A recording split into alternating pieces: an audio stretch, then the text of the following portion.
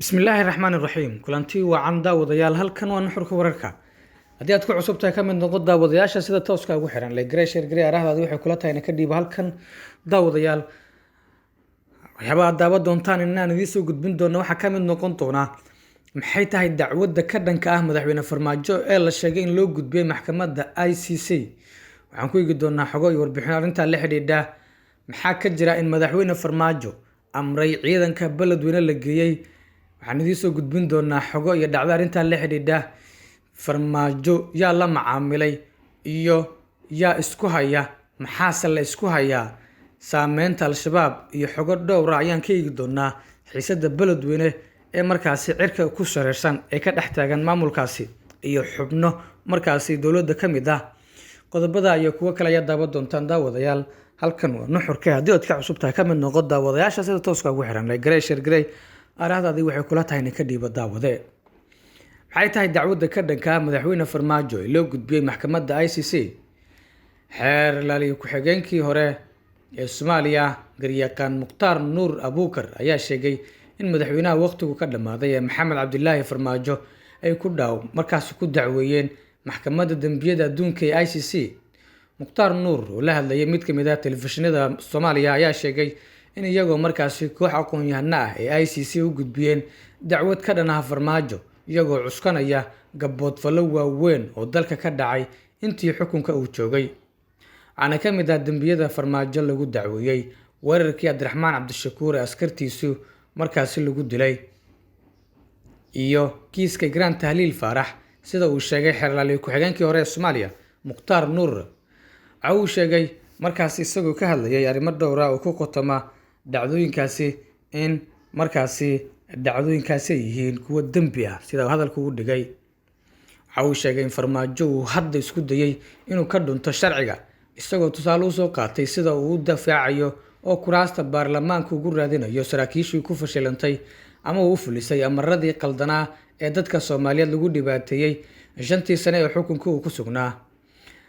mid waa in la ogaado xasaanada ma shaqeyn doonto iska dhaaf dembi aad horey u gashay adigoo xildhibaan ah haddii aad dembi yar gasho halkaas ayaa lagugu katinadeynayaa ayuu yiri garyaqaankan waxa uu tusaale u soo qaatay nin xildhibaan ahaa oo hadda ka hor askari dharbaaxay taasi oo ku dooday inuu xildhibaan yahay oo xasaanad leeyahay balse ay boogtii markaasi ku katinadeeyeen iyadoo sida uu markaasi uu sheegay sharcigan uu ogolaanayo nin la yiri dastuurka ilaali ummadan adiga u sareeya ee kala dambeynta iyo sharciga ilaali haddii isagii uu markaasi ku dheelo sharciga dembigiisa wax la xisaabin kara ma aha ayuu hadalkiisa ku soo diray amaba ku soo xiray xeer laaliye ku-xigeenkii hore ee Soomaaliya Mukhtaar Nuur Abuukar oo arrimahaasi faaqidayay haddaba daawade nuxurka ayaa daawanaysaa maxaa ka jira in madaxweyne Farmaajo uu amray ciidanka beledweyne la geeyey warbixintan ayaan ku faaqidi doonaa oo aan ku jeexi doonaa iyadoo aan dhinacyo badan ka eegi doono madaxweyne ku-xigeenkii hore ee maamulkaasi Hirshabelle madaxweyne ku-xigeenka maamulkaasi Hirshabelle Yuusuf Axmed Hagar Dabageed ayaa sheegay in ciidamada gaarka ah ee Muqdisho ka yimid amaba laga qaaday loo baahan yahay in ay sii joogaan gobolka Hiiraan oo maalmihii la soo dhaafay ay ka taagnayeen ismariwaa ku aadan imaanshiyaha madaxweynaha maamulkaasi Cali Gudlaabe Xuseen kulan markaasi ay yeesheen golaha wasiirada ayaa markaasi uga hadleen ciidanka isbuucan la geeyay magaalada beledweyne oo ay horey dowladdu sheegtay in aysan waxba kala socon waxaana uu goluhu amray in taliyayaasha ay ciidanka ku soo celiyaan furmahooda oo laga soo saaro magaalada beledweyne ciidamada waxaan sidoo kale u arkaa wax loo baahnaa oo dowladda Hirshabelle ay u baahneed oo cadowga Soomaaliyeed iyo cadowga Hirshabelle ay wax ka qabtaan iyadoo kaashanaya kuwii horey u joogay waxayna markaasi sifaynayaan jidadka ayuu yiri madaxweyne ku-xigeenka maamulkaasi Farmaajo ayaan la macaamilnay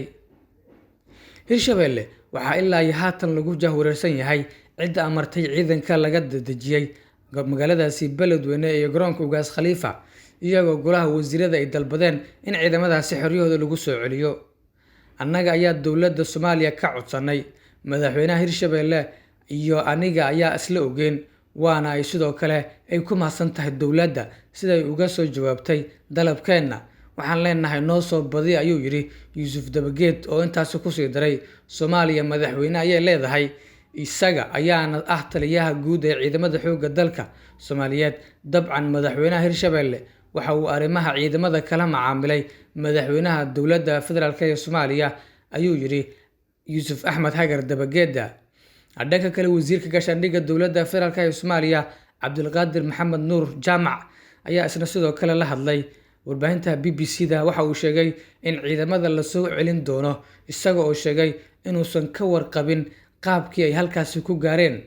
Ma jirto cid naga dalbatay in aan markaasi u dirno ciidamada xoogga dalka Soomaaliyeed. Xukuumadda gaar ahaan looma soo gudbin ciidamadaasi sifada uga baxeen xeryahooda oo ay meeshaasi ku gaareen waa sifo uu mugdi badan ku muuqdo, dareen badanna dhaliyay. Maadaama uu dareen dhalinayay, waxa waajib naga saaran yahay inaan xal markaasi ka gaarno ayuu yidhi wasiirkaasi gaashaandhigga xukuumadda federaalk ee Soomaaliya. Yaa isku haya, maxaase la isugu hayaa? Magaalada waxaa sidoo kale indhawaalaba waxaa ka taagnaa khilaaf u dhexeeya maleeshiya uu horkacayay Generaal Xuud oo la baxday golaha kacdoonka gobolka Hiiraan, kuwaasi oo sheegay in ujeedkeedu uu yahay in la dhiso Hirshabelle loo dhan yahay. Waa sida uu ku doodee.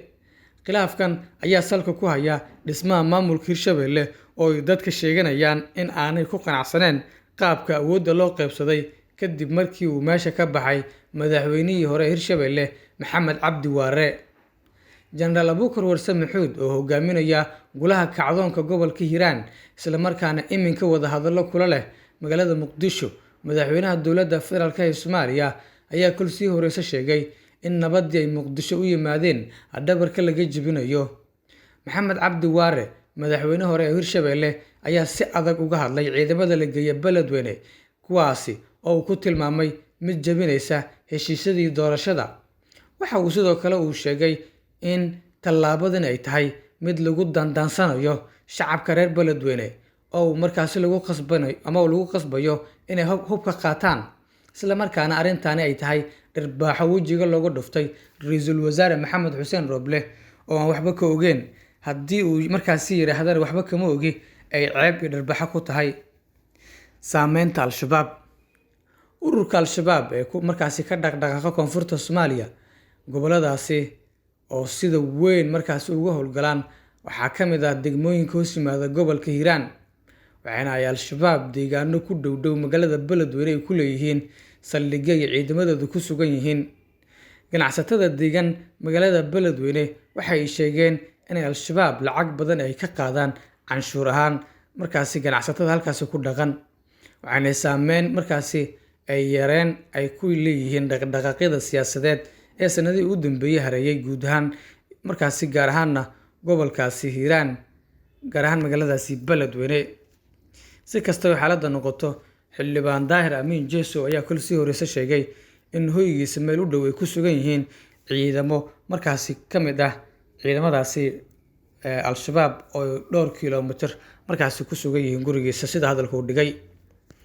Wararkii ugu dambeeyay dabeele ku dhuftay Kismaayo ayaan dhigi doonaa. Magaalada Kismaayo xarunta gobolkaasi Jubbada Hoose waxaa markaasi qayb ka mid ah ku dhuftay saddexdii maalin ee lasoo dhaafay dabeele xooggan oo saameyn ku yeeshay dadka danyarta ah ee markaasi ku nool gudaha magaaladaasi. Dabeelahan ayaa si gaar ah uga dhuftay xaafadaha Midnimo ee magaalada Kismaayo, halkaasi oo markaasi dib u dejin lagu sameeyay qoysaskii ka soo laabtay xeryaha Kenya ee Dadaab.